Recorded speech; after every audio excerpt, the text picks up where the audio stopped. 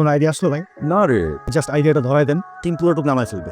Last কয়েকটা দিন ধরে আমার মাথায় কাজ করছে না। মানে গত রাতে আবার সে দুঃস্বপ্নটা দেখছেন? দুঃস্বপ্ন না, আমি আমার ভবিষ্যৎ দেখতে পাচ্ছি। স্বপ্ন তো স্বপ্ন। একে বলে পিক আউট নেটিভ ড্রিমস। আমার ভবিষ্যৎ অন্ধকার। এত যদি সমস্যা হয় তাহলে বিয়েটা কেন করতেছেন বলেন তো? কারণ আমি ওর মতো মেয়ে আগে দেখি নাই। প্রথমে যেদিন দেখেছিলাম যে ভাবি মেয়েটা তো এখনো আসলো না। আহা, এত অস্থির হলে চলে? কোনো ইম্পর্টেন্ট কাজে আটকে গেছে? আসতে আসুক না আসে নাই, বুঝছো? আমি আর বসতে পারবো না, চলে যাবো।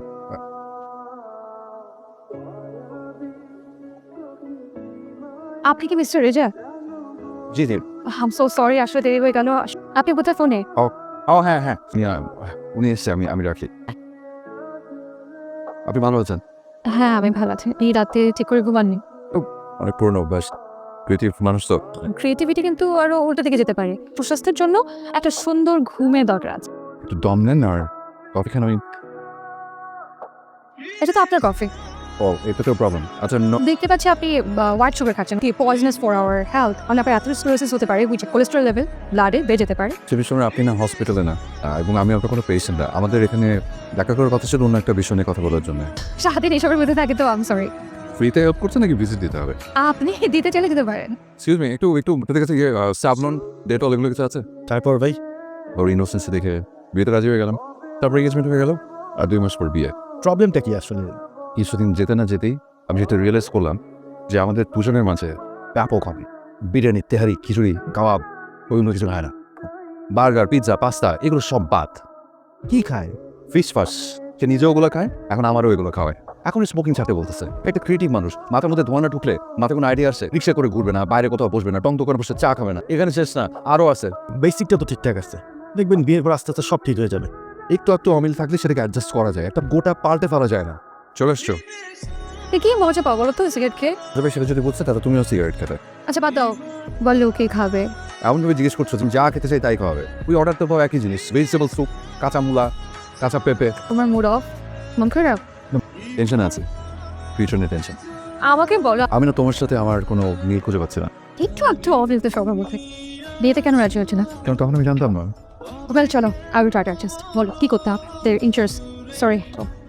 হ্যালো, বেশি emergency? Okay okay okay okay, I'm coming imli sorry. রাতে কথা হবে। হ্যাঁ রেজা, একদিন কি পড়বে? লেহেঙ্গা না শাড়ি বলতো? কি পড়বে সেটা আমি কি করে বলবো? ফোন কর, জেনে নে। আচ্ছা আমি জিজ্ঞেস করে নিচ্ছি। হ্যালো। বিয়ের দিন কি পড়বে না পড়বে? না না, এখন কথা বলার সময় নেই, এমার্জেন্সি একটা অপারেশন যেতে হবে। জীবন মরণের অবস্থা। না শুধু কথা বলবো, পরে কথা বলবো। এক্সকিউজ মি, এখানে একটু চিনি দিয়ে যাবেন। আমি আবার চিনি ছাড়া কফি খেতে পারি না ভাইয়া। এতদিনে একটা মনের মতো কথা শুনলাম। চা কফি যদি বৃষ্টি না হয় জাস্ট অসহ্য লাগে। আচ্ছা পরিচিত, তোমার নাম শুনলাম, তোমার নাম তো রুমকি। প্রেজেন্টেশন অনেক ভালো হয়েছে। Thank nice to meet you. Can I smoke? হ্যাঁ sure. Okay. Wait, can I have your number? হ্যাঁ শিওর সরি। হ্যালো, হাই, আমি রুমজি, চিনতে পেরেছেন? আপনাকে ঠিক এই মুহূর্তে আমার সব থেকে বেশি দরকার ছিল।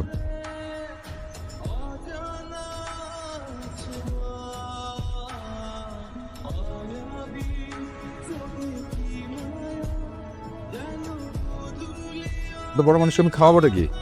দেন হেল্প ইয়োরসেলফ, নিজে অর্ডার করেন। কাবাব প্ল্যাটারটা নেই? কি? তুমি কি করে জানলে এটা আমার ফেভারিট? জানি না তো, এটা আমারও খুব পছন্দের খাবার।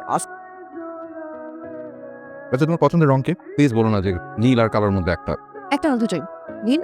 মানে প্রিয় মুভি ফার্স্ট, কমপক্ষে 200 বার। কোথায় ঘুরতে বেশি পছন্দ করো? অবশ্যই পাহাড়। হ্যালো ভাবি। আমরা তো কালকে শপিং এ যাবো, বিয়েতে কি কি কেনাকাটা করতে হবে? হ্যাঁ, যেরকম ভালো লাগে আপনি সেরকমই করতে পারেন। হাবে তো জানে ছোটবেলায় আমার মা মারা গেছে। ইচ্ছে ছিল যে তার শাড়ি পরে যেন তার মেয়ে বউয়ের সাজে সাজে। আমি চাচ্ছিলাম নতুন কোনো শাড়ি না কিনে আমার মায়ের শাড়ি পরে। আচ্ছা আচ্ছা ঠিক আছে, কালকে তো শপিং এ যাবো। শাহানাদের সাথে কথা হচ্ছে? ওর সাথেই তো কথা বললাম, ভীষণ ব্যস্ত। এই যোগাযোগ কর, তুই একটু কথা বলে দেখ।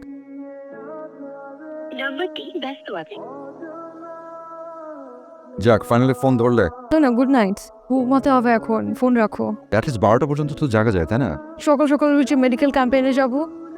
শাহানাজ আমাদের কদিন পর বিয়ে, আমার তোমার সাথে অনেক কিছু কথা বলার ছিল, কিছু প্ল্যানিং এর বিষয় আছে। পরশু তো তোমার ছুটে, চলো আমরা বাইরে কোথাও দেখা করি।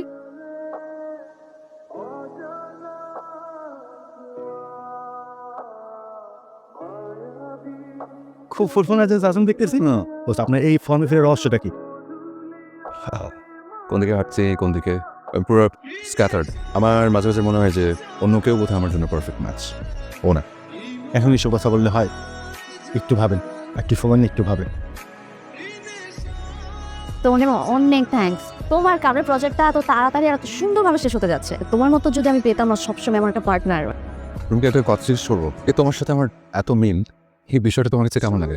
এরকম তো নর্মালি হয় না, তাই না? এত মিল আমি অন্য কারোর মধ্যে খুঁজে পাইনি। আর যখন খুঁজে পেলাম ততক্ষণে অনেক দেরি হয়ে গেছে। গল্পটা অন্যরকম হতে পারতো। তোমার কথা আমি কিচ্ছু বুঝতে পারছি না। রুমকি, আমি একজনের সাথে কমিটেড, এঙ্গেজমেন্ট হয়ে গেছে। আর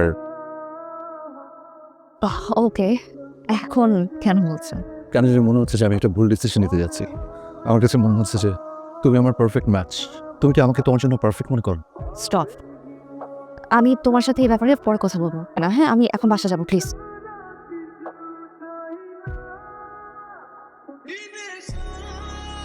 গতকাল রাতে তোমাকে অনেকবার ফোন করেছিলাম, বিয়ে ছিল। কার সাথে কথা বলছো? কলিগের সাথে। তুমি এত রাত পর্যন্ত জেগেছিলে শুনে খুব অবাক হলাম। খোঁজে মারলে মনে হয় কিসের কথা মারলাম? তুমি এসে বোঝো? সেটা তুমি আমার সাথে রুড হচ্ছ। তুমি কি আমার কাছ থেকে কিছু লুকোচ্ছ? আমার মনে হচ্ছে বিষয়টা অন্য। আমি তো তোমার কোনো সময় পাই না, তুমি সারাদিন ব্যস্ত থাকো। আমি তো লোনলি ফিল করি সামটাইমস, নাকি? হসপিটালের কাজ আর বাসা ফিরে আর্লি ঘুম, এই হচ্ছে তোমার জীবন। এই জন্য আমি অন্য কারোর সাথে কথা বলি। আমি তোমাকে সময় দিতে পারি না, আমাকে তোমাকে সময় দেয়। তো যদি তার সাথে তোমার কোনো বন্ডিং ক্রিয়েট হয়ে যায় তবে শরীরের অসুখের ওই অ্যাডভাইসের সাথে সাথে মনের অসুখের অ্যাডভাইসও দেবে। I was just saying normally কি তুমি খাওয়া দাওয়া প্রচন্ড অনিয়ম করো। তুমি কখনোই আমার কোনো কথা শোনো না। না, শুনবো না। তোমার health is important for me. এই রাতে তাড়াতাড়ি ঘুমাও, তুমি স্মোকিংটা বাদ দাও। এই কিন্তু তোমার খারাপের জন্য বলছি। সব জায়গায় না ডাক্তারের ফলাতে যেও না। তো বিশ্বাস করো, আমার লাইফে কোনো ডাক্তার প্রয়োজন নেই এখন। আমার যেটা প্রয়োজন সেটা হচ্ছে একজন সঙ্গী, আর সঙ্গী হিসেবে তুমি হচ্ছে ইউজলেস। আমি এখন এসে বুঝতে পারছি যে আমাদের বিয়ের এই ডিসিশনটা একদম ভুল। তুমি আসলে আমাকে বিয়ে করতেই চাও। আমি সবাইকে বলে দেবো আমরা বিয়েটা করছি না। শাহনাজ, আমি তোমার সাথে ডিসকাস করতে চাচ্ছিলাম। সারাদের হাতে তোর কি হয়েছে? ওই একটু রাগ করেছে বোধহয়। এখন এসব কি কথা? আমি কথা বলে নিবো ওর সাথে। এবার যা, প্রজেক্ট শেষ হওয়ার আগ পর্যন্ত আমি থাকতে পারছি না। প্লিজ, তুমি পাদবিতা করো না। তুমি তোমার কনফিউজিং মাইন্ড আমি সামলাতে পারছি না। আমি তো কোনো জোর জবরদস্তি করিনি। আমি শুধু আমার মনের কথাগুলো তোমার সাথে শেয়ার করেছি, and that's আমি না আমার লাইফ আর প্রবলেম চাচ্ছি না। আমি জানি আমি কাকে পছন্দ করি, কিন্তু যেহেতু আমি কমিটেড তাই তোমাকে আটকানোর কোনো রাইটস আমার নেই। অ্যাটলিস্ট আমরা একসাথে প্রজেক্টটা শেষ করি। কাজটা এখন নর্মাল। কতবার না করেছি বাহিরে ভাজা পোড়া এগুলো বন্ধ করতে। আর একটু হলে তো হার্ট অ্যাটাকও হতে পারতো। পারলে এখন নিয়মটা মেনে চলো। শাহনাজ, আসলে আমার চিন্তা অনেক ভুল ছিল। আমি জানি না আসলে পৃথিবীতে পারফেক্ট ম্যাচ বলে কিছু আছে কিনা। আমি ওটা নিয়ে বেশি আশা করে ফেলেছিল। আমারও দোষ ছিল, আমার কাজকে বেশি প্রায়োরিটি দিয়েছি। আমি